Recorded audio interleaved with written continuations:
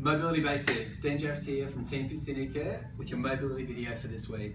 Today we're working on the quads. Now if you're squatting a couple of days a week, you're doing body pump once or twice, box jumps in CrossFit, or just getting out for a run, you're gonna wind up those quads and they're gonna get friggin' tight.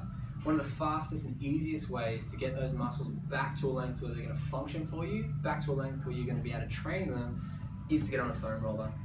To keep it nice and simple, to keep it easy to start, I'd like you on your knees, face over the roller, straight down on top, and at the moment I'm sharing my body weight between both of my quads.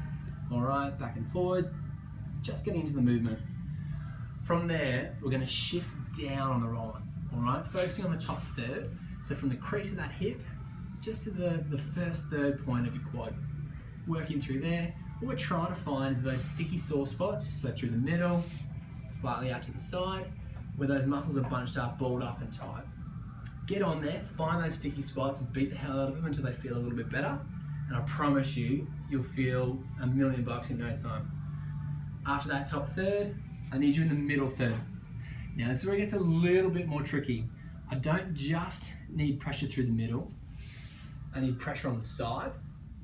And I also want pressure in through the middle. So if I'm shifting onto my left leg, popping the weight down through the inside of my left thigh, couple of muscles in through there, we have adductors in through the back, VMO, sartorius through here.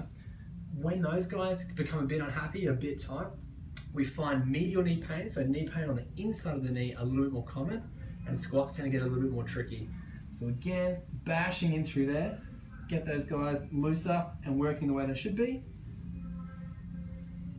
before we move down to the last third. This is probably the hardest and most disliked part by a lot of my clients. We're moving down to the bottom third, so just above the knee, and rocking onto the side. From there, down through that outer portion of your quads, we've got the lateral quad and also the ITB. These guys get wound up every single day. If you find your knees falling together a little bit through your squats, this guy's probably one of the culprits. This one I need you to spend the most time on because it's one of the guys that tends to flare up more commonly. Good amount of bashing first, then we need a couple of stretches. A few of the basics, lying on your side and pulling your heel to your backside. Now this is a great one, but I need you to make sure that your heel's in line with your body. A lot of guys we see through the gym are in this position with a flexed hip and you're missing half of the benefit of the stretch.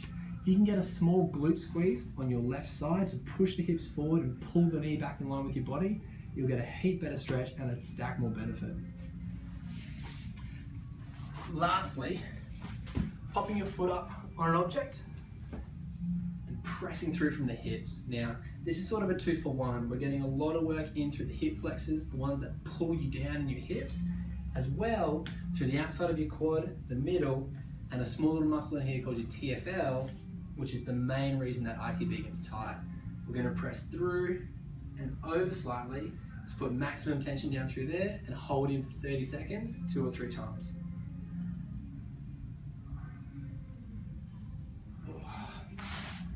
Alright guys, thanks so much for watching. Make sure you check us out next week. We've got glutes and hamstrings coming up. Really important muscles for your deadlifts and squats. See you then.